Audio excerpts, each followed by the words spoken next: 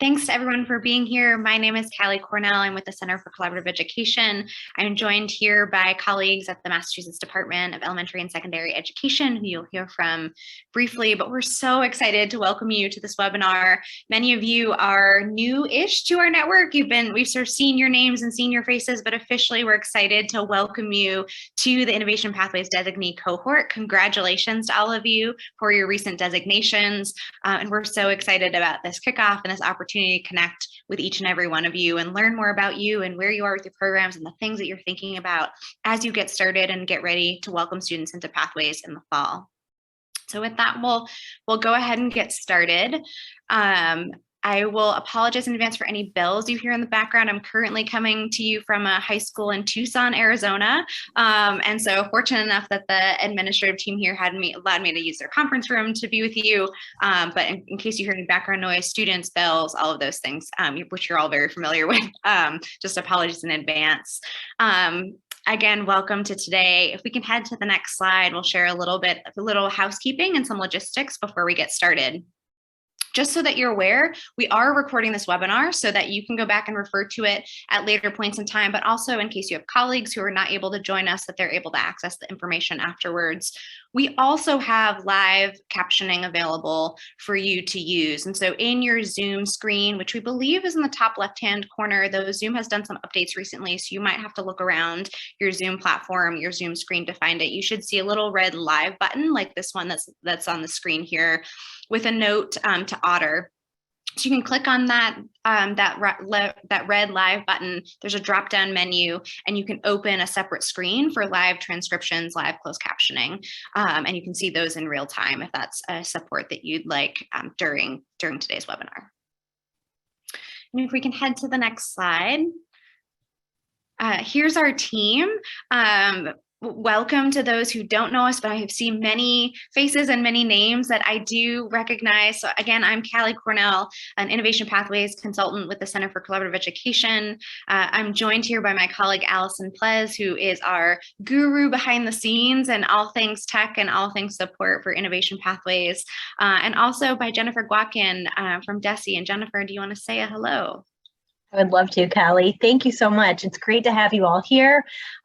Geez, the last time I think that we talked, you were in the thick of the interview processes, which was a great experience. I feel like it was a wonderful opportunity to hear about, in your own words, to hear about your plans for launching the Pathways. I have students in them in the fall. I hope that you will enjoy today, and this is just the beginning of something wonderful. I think that's the best way to put it, and I appreciate your commitment to this process. Turn it back over to you, Callie. Well said. Thanks, Jennifer. And on the next slide, for those who aren't familiar with CCE, we are a nonprofit education support organization based out of Boston. And our mission is really to partner with schools, districts, and communities to increase voice and ownership and think about equity and opportunities that reduce systemic racism and transform schools for all students. And we're so excited to partner with DESE to provide technical assistance for the Innovation Pathways Network. So both those who are existing designees, which you all are officially now, and those who are in the pipeline to apply for designation. And so in addition to things like webinars, we do workshops, we do program spotlights, we have PLCs, and a whole host of other technical assistance support opportunities throughout the year, and hopeful that we'll be able to continue to provide those opportunities through the summer and into next school year for you all as well. And on our next slide, we'll quickly talk through today's intended outcomes. So of course, we want to celebrate you all and welcome you officially to the network. We want to celebrate the progress of the Innovation Pathways Network, strong leadership from the state level, Jennifer and colleagues included, and a lot of support to grow the Innovation Pathways Network quite significantly over the last several years. So we'll talk about what that growth has looked like and sort of a landscape view of the Innovation Pathways Network as it stands today. We'll spend some time learning and exploring priority implementation steps, particularly things that we as sort of coordinating across the network have seen in terms of common challenges or common priorities to think about at this time in the year, and also hear from colleagues. So we have 2 existing designees, 2 peer ambassadors for Innovation Pathways, Molly Glafflin and Brennan Tolley, who are here to share a little bit about their experience and sort of like advice they wish they had known or things to think about at this stage in the designation process. And of course, is always the case for these meetings, we want to really foster connections both across and among the network. So we really see this as a supportive statewide network, and you are now a part of that. And so really making sure to foster those connections throughout our time today. And so with those goals in mind, here's our agenda. We are in our sort of welcoming and introductions piece now. We have Cliff Chung who's the Senior Associate Commissioner at DESE to share a few welcoming words and opening remarks. We'll talk about the current progress and impact of innovation pathways, talk specifically about some priority next steps, some things to keep in mind, hear from both Molly and Brennan, and then have a closing, and that will take us to the end of our hour today. So as always, we have what we call connections opportunity. So we always want to provide some sort of connection, and we've got about 35 folks on the call today. So I'd love for everyone to share in the chat your name, your school and district, and then what is your newly designated pathway? What's that pathway that just received the designation? And for those who have existing pathways, so Molly, Brennan, looking at you, share name, your school, and your existing pathways. We'll give everyone a moment to put that in the chat.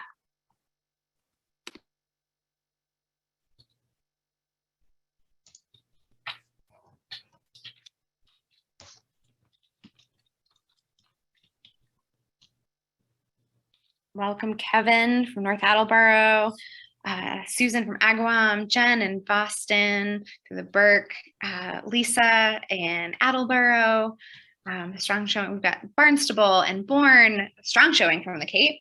Bellingham, welcome to everyone, strong showing from the Agawam schools in Agawam, great. Lennox, thank you all for being here.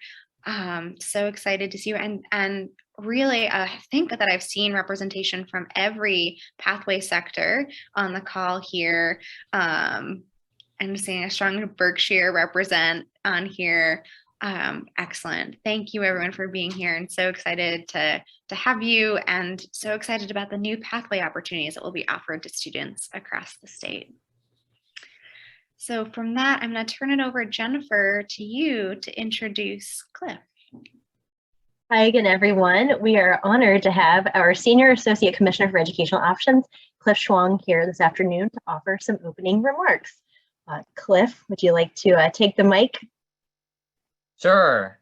I had to chuckle because Callie, you sounded a little bit like a auctioneer there at one point. It's like, oh, or Kentucky Derby, you know, sort of as the names and intros were coming in. But hi, everyone. Again, my name is Cliff Schwang. I'm very happy to be here with you. Very excited that you are all beginning on this journey.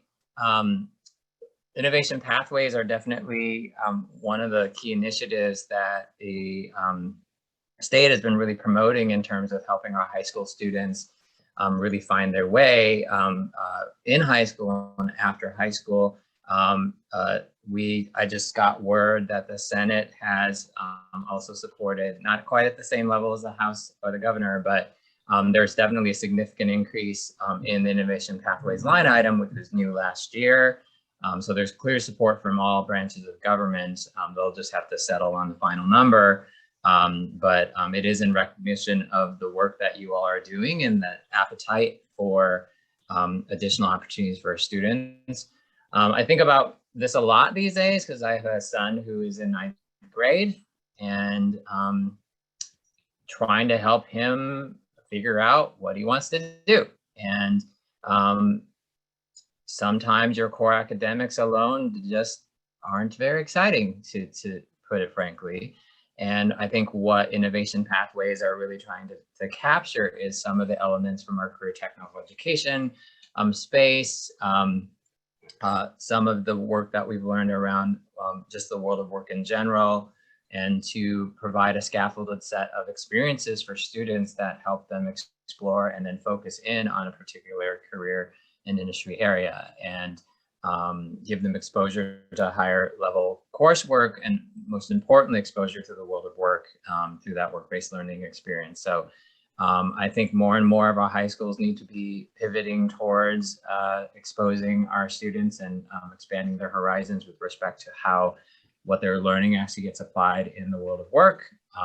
And really excited that you all have taken this step to enter this innovation pathway community to provide options within your high schools for your students. So I applaud you on the work ahead. It's really exciting. You're at the stage where you're building it, so you can dream big. There will certainly be logistical and other hurdles that come along the way, but you're amongst friends, and you have great support in Jennifer and Callie and the rest of the team in terms of helping you to learn from lessons learned from other folks who have been down this road. But I really encourage you to think big, to not be boxed in literally or figuratively by the existing structures in your high schools, the bell schedule, proverbial bell schedule that Callie was an actual one talking about. Like, think big, because the world does not operate in 47-minute increments typically. And I know many schools have moved to different types of schedules, but I really encourage you to think about the student experience and actually transforming some of your systems in order to enable what you want to do through these pathways, rather than be constrained. And I know that's easier said than done, but I think it's really, especially post-pandemic, I think time where we recognize that, time and space is not as important as it used to be with respect to how things have to be done. So I look forward to visiting many of your programs and to learning more about how you're implementing this initiative and these opportunities for students. And please call on us at any time if you need help or support as you implement. And hopefully, fingers crossed, there will be more financial resources coming your way with respect to implementation. So good luck and have fun. Thank you, Cliff. Yeah, thank you so much. Exciting news there around support from the Senate. And I love this message of thinking big. I think a lot of us were doing that big thinking in the design phase, and now we're thinking about tasks, and a good reminder to think in addition to those tasks about getting ready for students in the fall, maintaining that big vision and what's possible for students and how innovation pathways can be a lever for what's possible for students in your school buildings. So well said, and thank you for those words of welcome, Cliff. We're going to spend the next few minutes just talking about the landscape of innovation pathways. And Jennifer, I welcome you to take us through this section. Thank you, Callie. So we could go ahead and advance the slide. So as you're all very well aware, innovation pathways are designed to intentionally connect student learning to broadly defined industry sectors. We've identified 5 of them that were predicated on the hard work of the Workforce Skills Cabinet through the blueprinting process, but always to guide students to relevant post-secondary education and training. This is about the development of some of the skills we've talked about, as well as what's lying ahead on the post-secondary scene. And all the pathways are designed to increase equitable access by eliminating barriers to student participation. So being very intentional about what historically may have maybe disincented students from participating or having access to any of these offerings. Could advance to the next slide. So as of, I think it was just a few weeks ago, we have added 27 brand new pathways. Congratulations again to this cohort, bringing our total of pathways to 148 across the state. We're in 60 schools in 51 districts. And as of the fall of 2023, thank you. I like the little emojis I'm seeing, or emotions, whatever it is, reactions. Hopefully in fall of 2023, we'll have over 4,000 students who are involved in our innovation pathways. Very exciting. And because each of you committed throughout the designation process to doing the MyCap training, or maybe you had done the MyCap training in advance, all of you have done MyCap training and should be positioned to have students going through MyCap every year of their high school experience.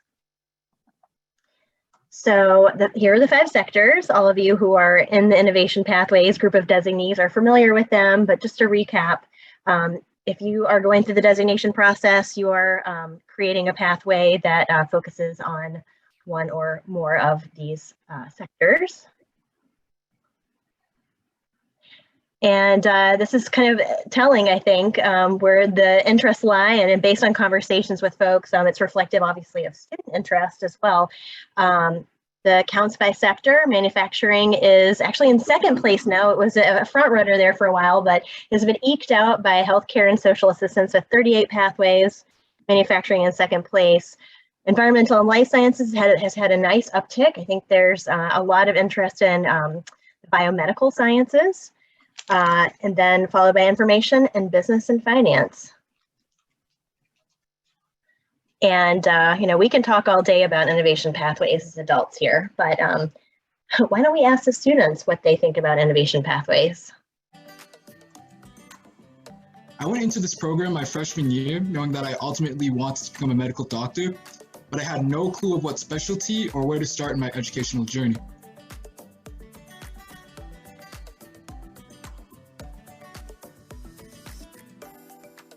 So through workshops and guest speakers that the program offers to the students, I've been able to explore and compare the varying career paths and have a direction towards what I want to do post-high school graduation. I always knew I wanted to go to college for like robotic engineering or something, but I didn't have a good grasp of the kind of job or place I'd want to work after college. And after my internship, I'm probably going to apply to work at FTL Labs since it was a great experience and I'm comfortable with the people there.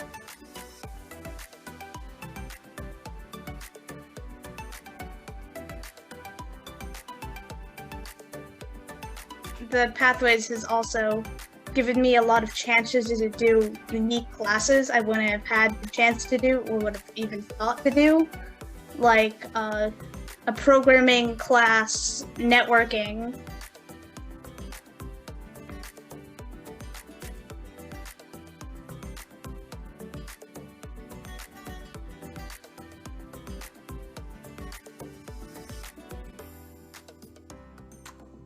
Through the Pathway, I've thankfully gotten the opportunity to meet some of the most driven and ambitious people I know as well.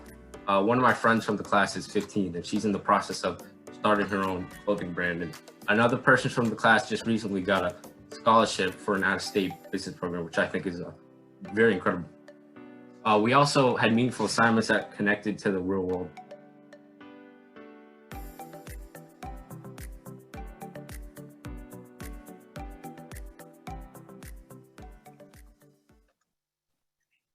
So thanks to Allison for sharing that video. And I just would say, like, this was an incredible group of panel of students we heard from around their experience with innovation pathways, and lots of opportunities to try to create to hear from students about their experience throughout their technical assistance events.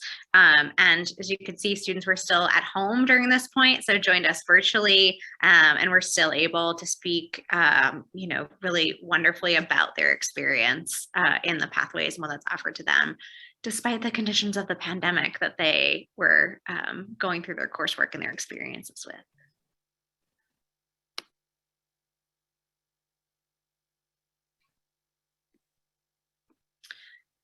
Jennifer, do you want to continue on here? We can probably just move forward. Sure, absolutely. So you are all very familiar with the innovation pathways guiding principles around equitable access, guided academic pathways, enhanced student supports, connections to career, effective partnership. You've all spent a tremendous amount of time planning for these elements. And so we won't go through in any detail, but we did want to ground ourselves just today. Every time we come together, really try to ground ourselves into which specific pieces we're targeting for our different conversations. Now, Jennifer, anything you'd want to add there? Absolutely. Being able to just ground us is always critical. And I like always taking a reflective pause on equitable access, because you're probably in the thick of your recruitment process right now for those of you who are intending to have students in the pathways in the fall. And you are uniquely positioned to be very proactive and to be creative about thinking about ways to engage students in this programming. So I just wanted to remind everybody about that.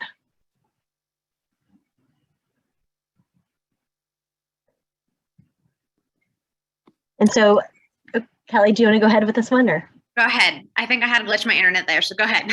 Yeah, you did have a slight blip, but it wasn't really disruptive. So if you could think of these actually came from prior work that we engaged in as we were sort of launching innovation pathways. Geez, I think it was, 5 years ago. So these came from our work through the New Skills for Youth initiative.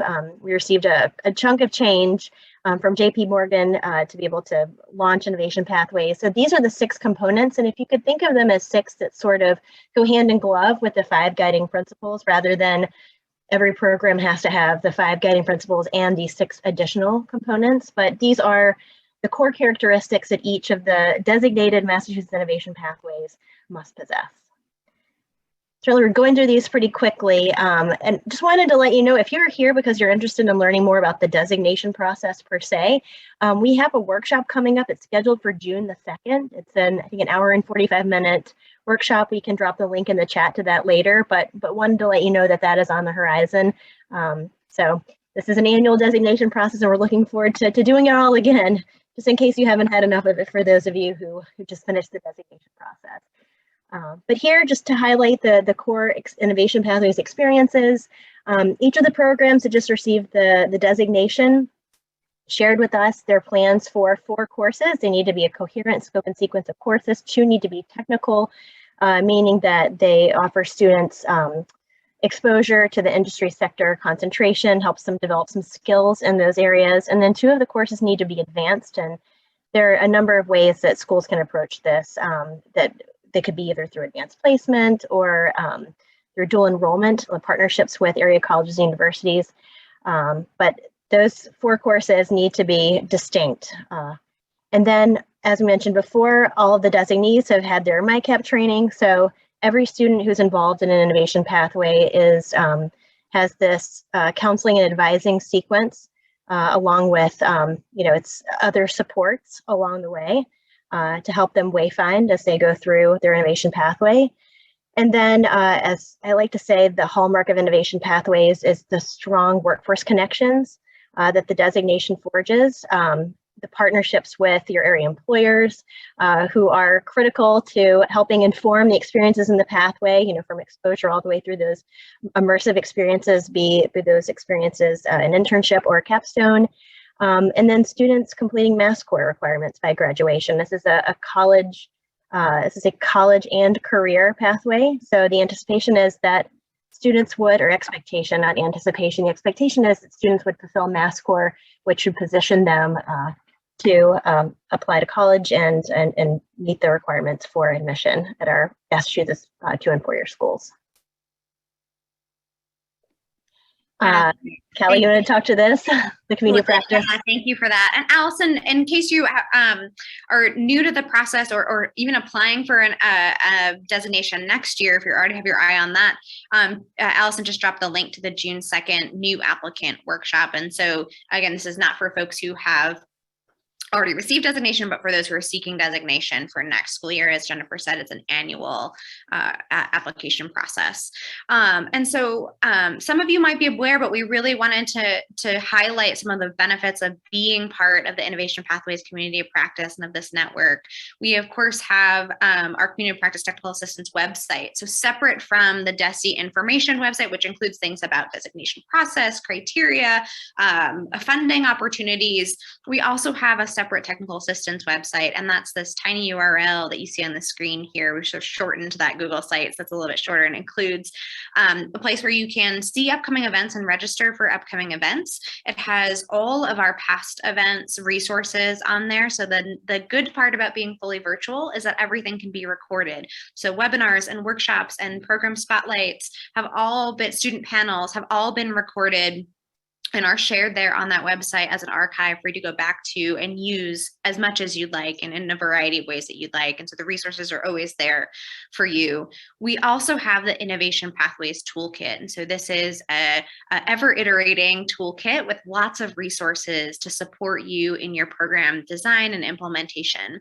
And so some of you who might have been joined some of our events previous in the year sort of talk through the criteria planning tools for applying. That's part of the kinds of tools within our toolkit to help think about the different different phases as you move through design and implementation.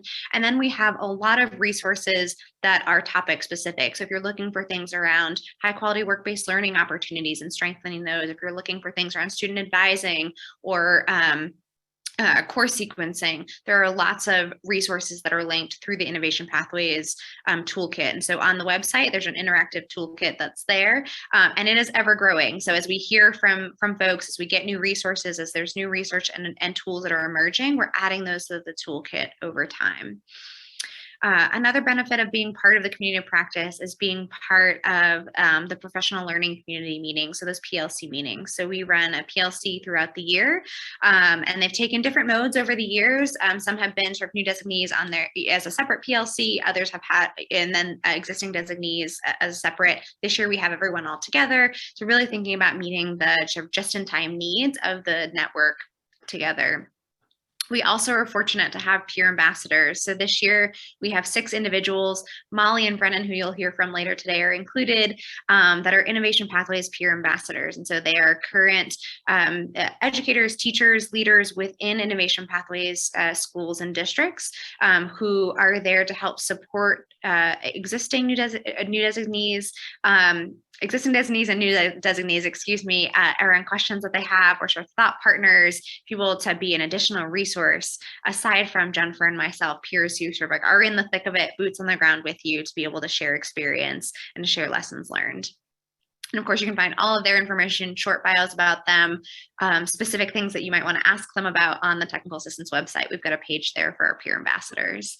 And then finally, we have tailored virtual support events. So in addition to the webinars, the workshops, and others that we provide throughout the year, we also have really tailored events to folks. If there are particular challenges or barriers that are coming up, we're able to be responsive to the needs of the network. So an example, in 2020, when we were all sort of coming into this virtual environment for the first time and figuring out how to live and learn and work in a virtual environment, helping support schools think about some virtual opportunities for work-based learning there. This past year, we've had things around sort of really developing employer relationships, and so really able to tailor the events that are provided to the network.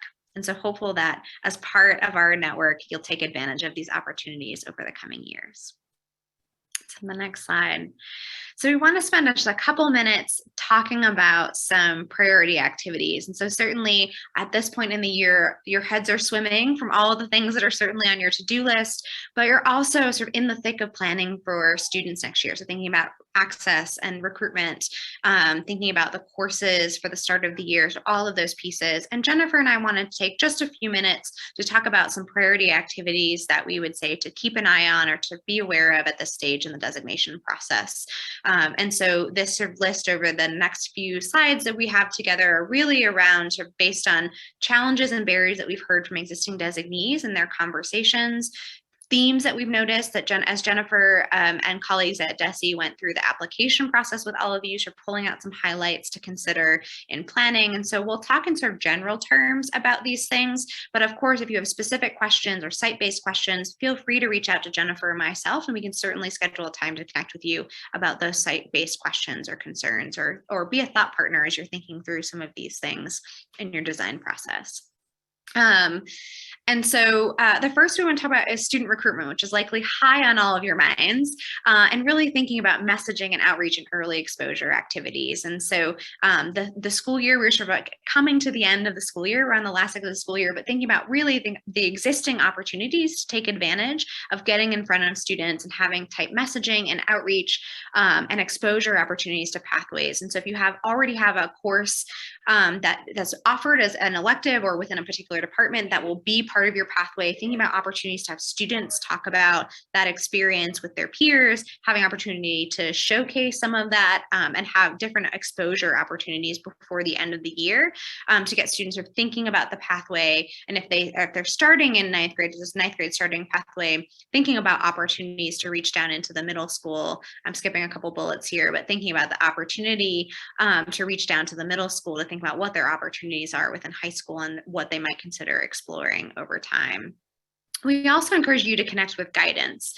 We know that for many reasons, school counselors are the gateway to students getting into pathways, really encouraging them. They often are the front lines for those kinds of conversations around scheduling and outreach. And so thinking about really having champions as part of in your guidance department to talk with students and be able to guide students into pathways or explore as they're exploring their interests as they think about their high school trajectory and experiences after high school, really being knowledgeable about these pathways, particularly in this stage that they're new, making sure that your school counselors are aware of developments, are aware of course sequencing and other things that you're using as part of the recruitment and outreach for your programs.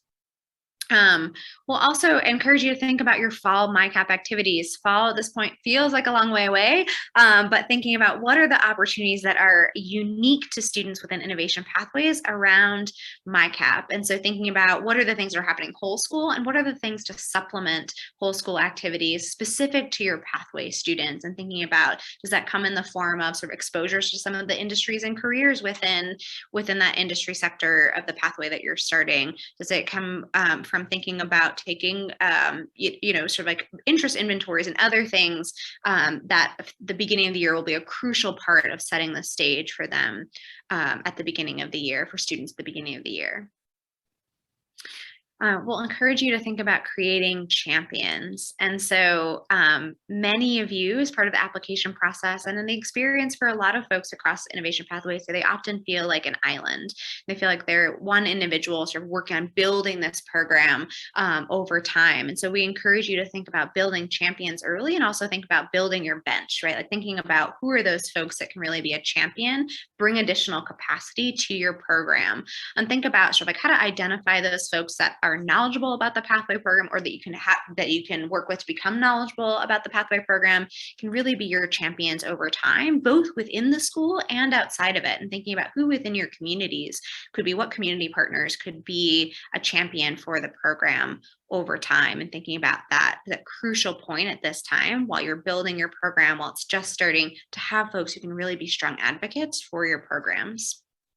And then never a bad time, always be thinking about planning for funding, right? So thinking about ways to spend dollars so that money's not left on the table. We know in the last couple of years, there have been some schools because of shifting requirements for COVID, or shifting requirements for virtual in-course experiences, other things that sometimes can't think about spending or are not able to spend on all their dollars. And so thinking about, in addition to funding for next year, thinking about how to spend those dollars down this year. And we'll talk about, as we get to the end of today's webinar, some different opportunities for funding that are sort of like forthcoming and in the works for you all.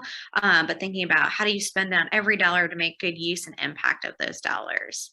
Before we move on to the next slide, Jennifer, anything else you would add around these priority activities for the spring and summer? I think they're spot on. Something that I actually put in the chat was, this is a fantastic opportunity. You've got brand new students who are excited, hopefully excited about innovation pathways. See this as an opportunity to do some IP identity building.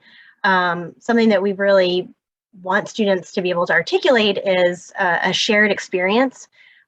So get excited about the ways that you can sort of, hype up innovation pathways and have them really excited about what's to come. Beautiful. And if we head to the next slide, right on target with one of the things that we'll share here. And so common barriers or challenges, particularly at this stage, as Jennifer just pointed out, that identity building. So really thinking about, in addition to the courses that students will go through as a cohort, are there other common times outside of their traditional class structures to create a sense of community? Like, how do they build an identity as a cohort, as a pathway of students? Rather than just, I take this elective, or I have this class and these are the students that are in it, but really starting to build some community and identity is crucial at the beginning of the pathway, and crucial for students at that opportunity. And also thinking about the student lens, ensuring there's sort of like this go-to adult for students, that if students have questions or concerns, or just want someone to talk to about opportunities within the pathway, that they know who that point person is, that it's clear to them who they'll go to. And so whether that's sort of a single point person that's presenting, or sort of having, if you have questions, go see this teacher or who to talk to, just so that students at this point don't have to sort of navigate who to talk to within the school, but there's a clear go-to person that they can go to for answers, or can help them support some of those answers, find out where to get those answers if they're not able to answer it, if that teacher's not able to answer it. So crucial, what we find at this point in the stage is to have sort of a go-to person for students. And then finally, sort of this funding piece again, pathway finance, sort of never too early to plan for the 2023-24 school year asks. So consider sort of like when you'll need to get in front of administration or school committees or others for funding asks and opportunities. And like, are there ways to seed those requests and sort of talk about them early so that when that request comes later in the year, it's not a surprise. And so being able to think really proactively about funding for, not next school year, but the subsequent. Jennifer, anything else you'd add on this one? Common challenges, things that we see that are important to attend to at this point in the year. I think that's spot on, Callie. Thank you. And we always want to hear from you as you're navigating these new waters. Let us know what other challenges you might be experiencing. We're happy to service that, and as we've mentioned before in our professional learning communities, to explore that together as a group.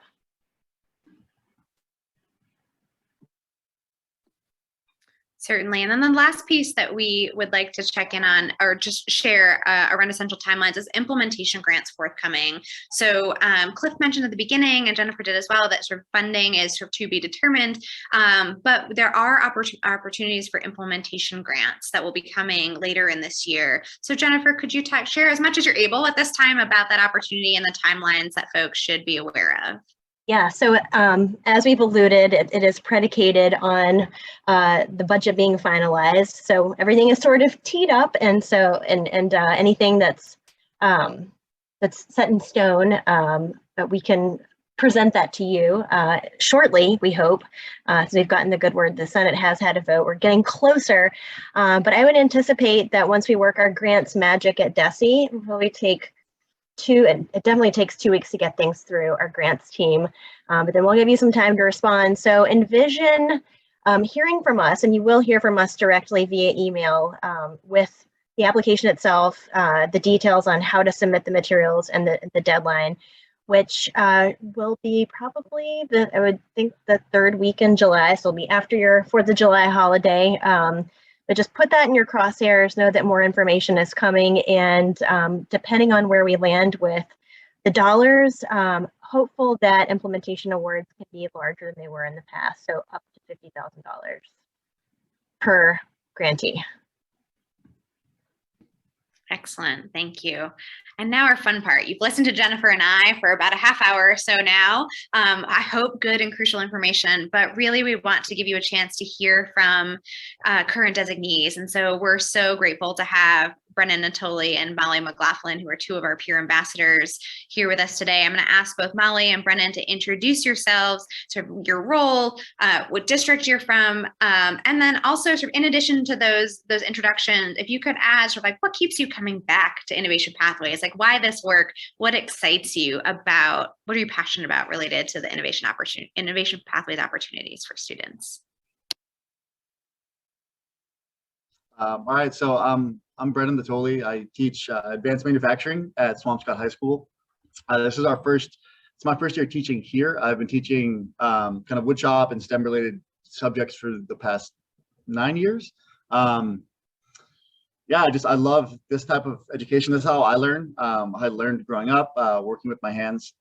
This is the future of education. Yeah, I'm just passionate about technical education. I think it's just super important. I'm a big advocate for this type of learning. So I'm happy to be a part of this, and it's great seeing the students when they build or make something. It's great to see kind of the satisfaction they get from that. So I'll share some more after Molly introduces herself. So I'm Molly McLaughlin. I'm coming over from Northampton, and I have kind of the administrative lens on it. I would say if you ask my superintendent, he'd call me a champion. I joke that I came back from a vacation and landed in this particular position, but I actually really love it. And I've grown to make it sort of like my child, if you will, for advocating and making sure it's where I see it benefiting most students. And one of the reasons that I would say I come back every time is seeing where students go and seeing how students stay in high school because of these types of programs.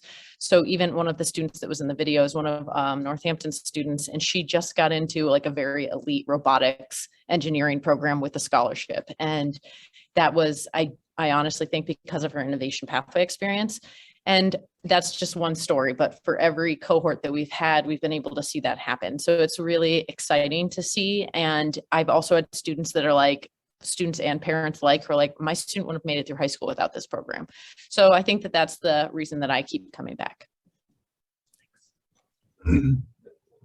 Thanks to you both. And I know that you've each prepared a couple of slides to run through. And so for the folks, for our participants, feel free to ask questions in the chat as we go along. We'll have a few minutes for sort of Q&A after Brennan and Molly get a chance to share some of the things that they've prepared for today. But with that, I'll turn it over to both of you to sort of walk through a few things that folks should be aware of, things you wish you had known at the beginning, and things that sort of are critical at this stage in the designation process.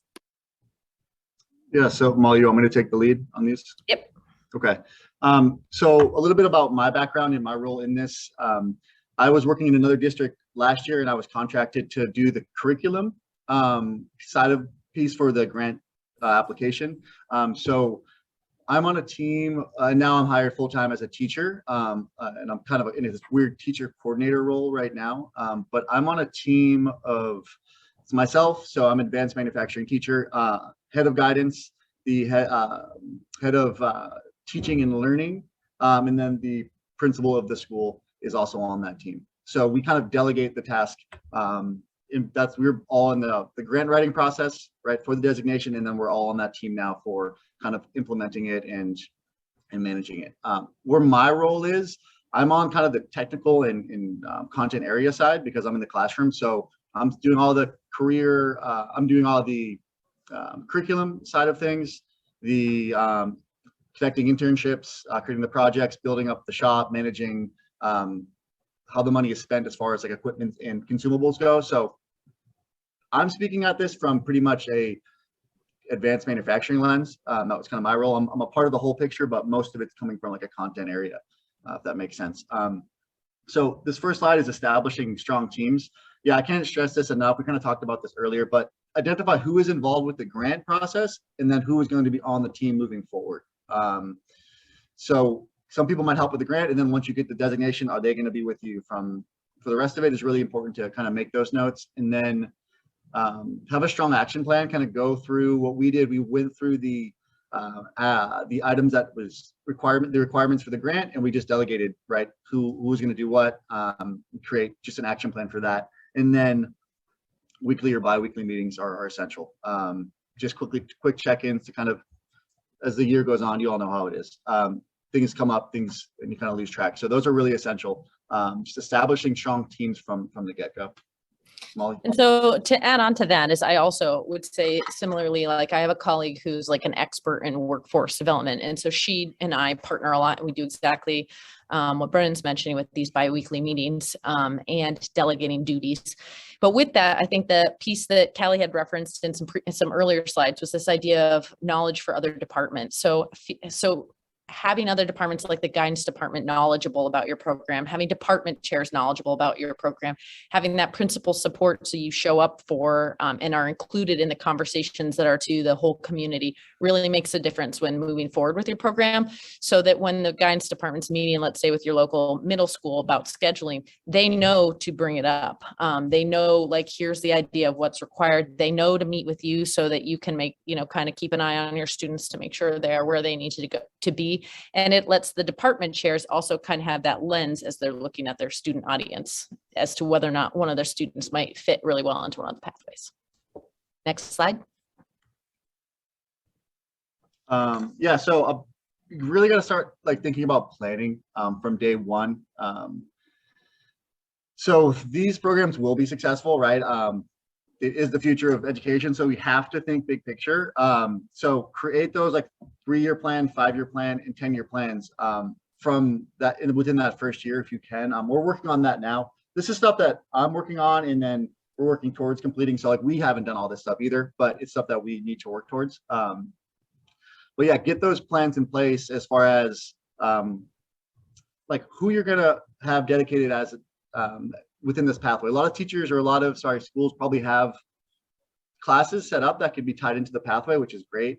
But a lot of this stuff, like advanced manufacturing, specifically, you might not have the faculty or staff to teach that. So you have to consider that when you're planning, right? And then the funding, I know you talked about that before, that's always an issue. These programs do cost money, right? You have to think about consumables and upkeep and stuff like that. It can be done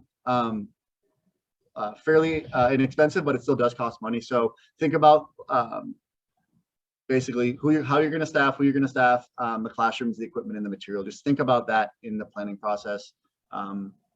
It might seem obvious, but we kind of overlooked that. And then dedicated IP coordinator. This is big. I think I'm one teacher, but I'm doing a lot of different roles. As it grows, it's just not sustainable. You have to plan to have this be someone's job, whether it's like connected to the guidance department or just a dedicated position in itself. It's the only way for this to be successful, especially as the programs grow. From my personal experience, like I have a lighter course load this year because I'm doing the other duties. But if I was teaching a full course load, I don't know if I would want to or handle all the other duties. So just think about that, right? Don't just tag another staff member onto these additional duties. Plan for needing another coordinator. Because with that, a lot of times you might find you're in one pathway, but you might expand on it. Like Northampton has the IT pathway, but this year we expanded to have the healthcare and social assistance. So if somebody told me that I was going to be covering both of those, I'd be like, I already had it written into my job description for one, but to spread even as an administrator across, it's just not as sustainable. But the we'll say buddy system makes it so much easier because again, that delegation of duties. So having that champion who's in the building who can really focus on that makes a huge difference. But the other piece to what Brennan's saying with the idea of the 3 to 5 to 10-year plan is the idea that reflect back, talk to students, see what worked, see what didn't, get those parts of the mind cap to say, well, what experiences did they seem to be really interested in? And which ones did they feel were a little bit weak? And redesign your program. We joke in Northampton that the people who were originally at the grant table when we got designated are pretty much all gone. I mean, whether it's our partner, our community, like the other college partners, the leaders at those places, there's been quite a changeover just due to the nature of time and how positions evolve. And so just be ready to see how that program might change and redesign it, but also very importantly, take the feedback from the students so that it becomes, as Brennan mentioned, that really sustainable, appealing program for students. Yeah, so content area and specialist and technical knowledge. This is, I know this is hard just from being in the industry. My grandfather taught woodshop, my dad taught tech ed, and then I kind of accepted the inevitable here. So I kind of grew up in this world, but it is hard to find, just because I've been on the other side, the hiring side, to find content area specialists. So I think it's important, one, if you can find a teacher with the technical knowledge, right? That's big, but also just a willingness to learn. Speaking from like an advanced manufacturing standpoint, the projects vary from time to time, and that's why I like teaching what I teach. I'm forced to like relearn. If a student wants to do a specific project, I have to teach myself many times, but just a willingness to learn is finding like that in a staff member is key. And then, yeah, like I found just cold calling, this goes for setting up the internship connections too, just cold calling manufacturers or industry partners. But aside from making the internship connection, just calling companies and seeing if there's people that are willing to come in and work with students or like give you feedback on how to do certain things. This is more from like a technical standpoint, but companies I found are more than willing to. I've had many conversations about certain types of machines or processes just by calling certain companies. So I just say, don't be afraid to do that. I guess if you're having a difficult time finding someone to fill the role, especially like someone that's a certified teacher in a specific like vocation, just call a company that's similar to what you do, and they might have a reference or recommendation. I've found that to be really, really helpful from my experience. And similarly, tap your old background. I mean, I literally look at my high school friends and I'm like, okay, what are they doing? Are they related to this field? And I bring them in and I have them talk. I went to high school in Ohio, virtual.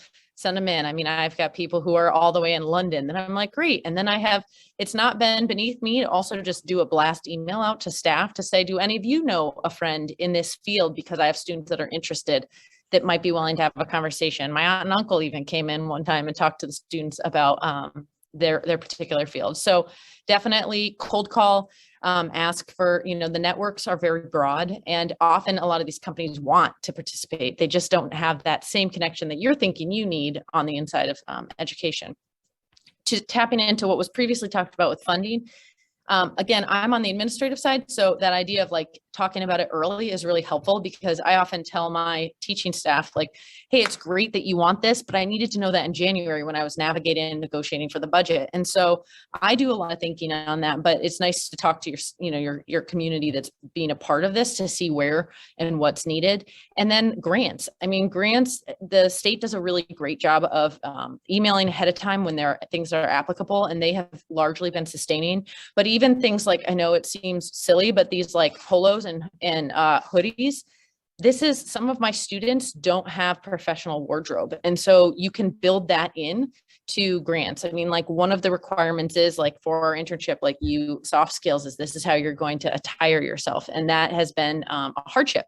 So we've worked towards community partners to talk about like, hey, is there a way you could pay our interns, or, even donations for people who might be interested in that. Also talk with your partner schools, see if there's ways, like we have a program that is like doing kind of these externship opportunities, but the company that hosts them would like to have other people, and then it blends your students. So your students aren't in that like necessary comfort land of just, ourselves, but also like supports. It's like, hey, this program won't run unless we have this many people. There's, I mean, what was it, like 148 pathways, like talk to that network and see if your students can blend in this more online kind of environment. And then also we have found it's been really helpful to connect with like in our situation, it's a collaborative of education. I didn't go and get my formal training in Massachusetts, so there are other ways that you would say that, but just basically the organizations that help support all of the public schools or your like mass hire workforce boards, because you can often partner with them to write grants that meet both of your needs. So that has been, it's sort of just this idea of like, yeah, it doesn't always have to be the car wash on the corner on Saturday or the lemonade stand where you need to have a permit, but you could now just come up with like, just think outside the box of all the different ways that you might be able to get some funding to support your different needs in the program. Yeah, so I kind of bunched a few things in here, curriculum, layout, and equipment. Again, this is speaking from the advanced manufacturing standpoint. When I think I've talked to several different districts, I use just box curriculum. It's fine. It's great. It's good. Use it as a foundation. Like buying curriculum isn't like the end all be all. I think using that as a foundational base when you're creating your curriculum is great. But what I found to be, I've just taught this for a number of years and kind of understand how it works. But I think researching existing programs has been the most beneficial to me. Just looking at schools, I've looked at schools all around the country, just seeing what their programs of studies are and what their class descriptions are. That really helped me develop my curriculum and kind of see which way I wanted to go. In regards to advanced manufacturing, it's really broad term. So they look so different depending on where you go and what the shop looks like. But just look at different schools that are in the area. I've created like an Instagram account and Twitter page for my program, and there's a whole network. I never really use social media for school, but it really does help me connect with other teachers and just see what other projects. Just all of what I do is project based, so just to see what other schools are doing, seeing what their shops look like, is helped me tremendously on just developing this. And then think about where your classes are going to be taught. This is you don't really know unless you're in this teaching the subject. You don't really know what's going on, and that's fair. But so much depends on the physical space that you have. So determine where it's going to be. Right. If you have a more like computer lab, computer science space, your shop or program is going to look different than if you have like an area to put wood fabrication, metal fabrication. Right. So this really does drive the curriculum in terms of the advanced manufacturing standpoint and probably the others as well. So just establish where those are going to be from the start. So think through that. And then a lot of consulting companies tool manufacturers, they know these grants are coming. So they know schools have money for this now. So oftentimes they will try to sell and upsell big expensive machinery that you don't necessarily need. So you have grant money coming, you don't necessarily need that $75,000 CNC machine, right? You can use that in other areas. So really think through what you need, talk to other schools that already built their shops, see what they're actually using. I've talked to so many schools that bought this machine that is great, it's wonderful, but they didn't think about paying for someone to be trained on it and then the upkeep on the machine. So that's a huge part. I've just been to so many schools and just seeing so much money wasted on unnecessary equipment. So think through that. And then the last thing I'll add is, as far as curriculum goes, the key to keeping these programs like from getting cut, right, is tying them to the community and the school community. So have the students do projects for other departments, for members of the community. That really just creates, just show that the programs are building and making things for the school. I found that to be really helpful. I think that's all I had on this part. Yeah. So just being mindful of time, I'll just say, remember that the website at the beginning, there's a lot of network folks listed there. You can reach out to any of the ambassadors. You don't need to start from square one. You can talk to people, borrow stuff, steal stuff, and we'll all be happy to support each other. And then the last thing that I was going to mention is this idea of recruitment at middle school. Definitely reaching out there. I found the most effective way in recruitment is actually physically look at your rosters and go talk to the students. Not everybody necessarily knows who I am, but if I pull them out of class and I talk to them, or I walk around with them when they're in the middle of their transition period and talk to them as they go, that has honestly been the most effective way that we've had recruitment, and then get them to bring a friend. And the other thing is to keep an eye on struggling students. That's one of those things that it sometimes is a matter of just scaffolding. And so I just gave some examples of like, look, as you get advanced, you know, we tend to have a high population of students who qualify for student services. And so some of the executive functioning needs to be really explicitly mapped out. And so these are just some ideas of like ways you can do that. And again, I can elaborate on those for anyone who needs some additional support. Excellent. Molly, Brennan, thank you so much for sharing this. This was extraordinarily helpful. And I think we were able to address many of the questions that came in the chat through the chat. And so in the interest of time, I'm going to move us on, but you can get Molly and Brennan's contact information off the technical assistance website. So that link, that tiny URL is in the chat. And so you can click on that, and both Molly and Brennan as peer ambassadors, their contact information is on the website. So feel free to be in touch with them. We'll run very quickly through our last few slides. We mentioned the Innovation Pathways Toolkit earlier in the session. And so as a reminder, that's always available to you and always being added to over time.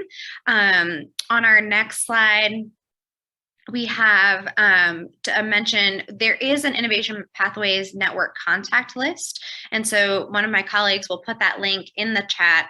But if you want to get in touch with peers, anyone that you heard from today or other folks who are in this space, or if you're interested in sort of just finding out, you've done your research, you know other schools have a similar pathway sector to you and you're interested in getting in touch with them, please feel free to use this contact list to get in touch with peers in the network. It's always available to you. And then finally, a couple of reminders about upcoming events. So we have an annual Innovation Pathways survey that will be coming through your inbox relatively soon. So of course, if you've joined us for some technical assistance events during the year, certainly be able to speak to those, but we do an annual survey about our opportunities. Next week on the 17th of May, we have an Innovation Pathways Data Insights webinar. So Jennifer and her colleague Pierre will be sharing a lot of the insights that we've been hearing around the data that's come from the annual report for Innovation Pathways, sharing some findings and noticings there. As we mentioned, on June 2nd, we have our prospective applicant workshop. So those who are seeking designation for next school year, as part of the Innovation Pathways Toolkit, there's an FAQ guide, which is certainly always available to you. Over the summer, we'll have intake support meetings for new applicants. And of course, next year, looking ahead for webinars, workshops, PLCs, office hours, and a whole lot more opportunity to connect with you all over the course of the year. And on our very last moment, thank you for so many of you for staying on till the very end. We're going to put a link to a survey in the chat. So we do a survey at the end of each one of our sessions. I promise it takes you less than 2 minutes to complete and helps us think about what are the right kinds of supports to provide. What information do you need? What are you looking for in the future? Are we providing that during these technical assistance events? We want to make sure they're valuable, beneficial, and help move your thinking forward and push on your own thinking and help you design better programs for your students. And so please take just a couple of minutes to open up that link and share and complete that survey on your experience today. And then with that, just want to give a giant thank you again to Molly and Brennan for being here. Congratulations to all of you for your designations, your recent designations. We're excited to welcome you into the Pathway Network. Jennifer, any parting words for the folks on the call? Another giant congratulations, and very, very happy that we could take this opportunity to celebrate with you. As I mentioned in the chat, lots of questions about funding. I will be sure to get an email out that is very specific about who's eligible for what amount of funding. So stay tuned for that. Again, it hinges on the state budget being finalized, but I guarantee there's something coming up for you. Excellent. Thank you all so much. And we'll be in touch soon. Have a great afternoon. Talk soon. Bye-bye.